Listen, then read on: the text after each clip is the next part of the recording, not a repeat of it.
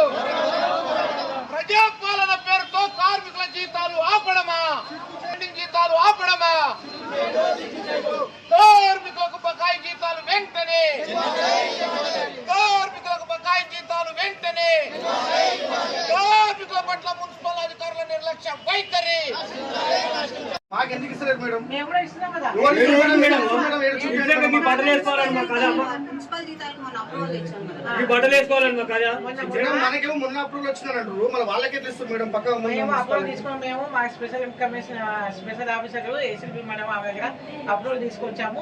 అన్ని మీకు బరాబరంగా వచ్చే నెల నుంచి అన్ని యాక్టివ్ గా వస్తాయి మేడం. వచ్చే నెల అంటారు మేడం, ఇన్ని నెలల నుంచి మాత్రం అదే పని చేపిస్తారు మేడం, మున్సిపల్ పని ఇస్తామని చెప్పినాక మళ్ళీ నువ్వు ఆర్గ్యుమెంట్ చేయొద్దు కదా. నాకేమో వస్తలేదు కదా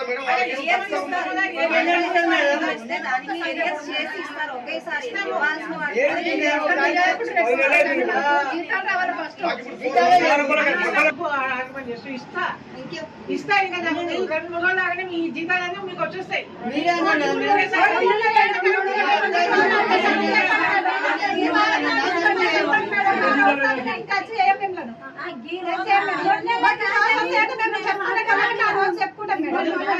చెప్పింది వినేరా?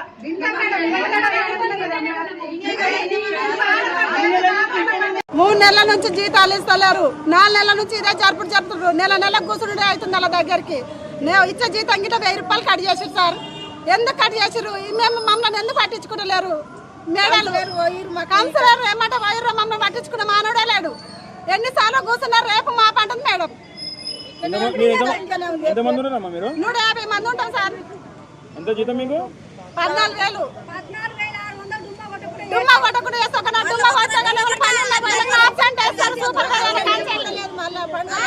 ఎప్పుడైనా ఆబ్సెంట్ పడతాయి. పండుగలప్పుడు గిట్లా లీవ్ ఉండదు. మాకు లీవ్ అన్న ముచ్చట్లేదు. మా కాలు దాకిన దెబ్బ దాకిన ఇంటికాడ ఉన్నాను. 4 రోజులు వేసేటోళ్ళు కాదు. చచ్చిపోయిన 10,000 మాకేమైనా లీవ్లు అన్నది ఇట్లా లేదు. ఏ పరంగా లీవ్ లేవు. ఇచ్చే జీతాలు ఆఫీస్ పరంగానే కట్ చేసి మాకు ఎందుకు కట్ చేసిండ్రు?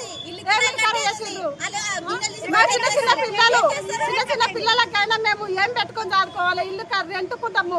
ఇల్లు వాళ్ళకి తారాలు వేస్తుంటారు. మేము ఏం పెట్టుకొని అది చేయాలి? పిల్లల ఫీజులు ఏం కట్టాలి? ఎట్లా బతకాలి? మేము 4 నెలల నుంచి చూసుకుంటే 9 నెలల నుంచి మాకు ఈఎస్ఐ లేదు, పిఎఫ్ లేదు, 5 నెలల జీతాలు లేవు. అదే పక్కనున్న మున్సిపల్ నాగర్ మున్సిపల్ కలిసిన భోగారంకి, కరీంగూడకి, గూడమగుంటకి కొత్త జీతాలు ఇస్తారు. ఈఎస్ఐ, పిఎఫ్ కట్ అవుతుంది, అన్నీ కట్ అవుతున్నాయి. మాకైతే గత 5 నెలల నుంచి 9 నెలల నుంచి పాత జీతాలే ఇస్తారు. పాత జీతాలు ఇస్తారు, అడిగితే ఇస్తామని చెప్తారు. ఇంతవరకు అసలు జీతాలు వస్తలేదు, ఈఎస్ఐ లేదు, పిఎఫ్ లేదు. మళ్ళీ మా గ్రామం మున్సిపల్ అయినాక 2-3కి యాక్సిడెంట్ అయ్యి చనిపోయినా కానీ ఒక రూపాయి ఇస్తలేదు. మళ్ళీ మాకు ఈఎస్ఐ, పిఎఫ్, ఐడెంటి కార్డులు అన్నీ కావాలని కోరుతున్నాం.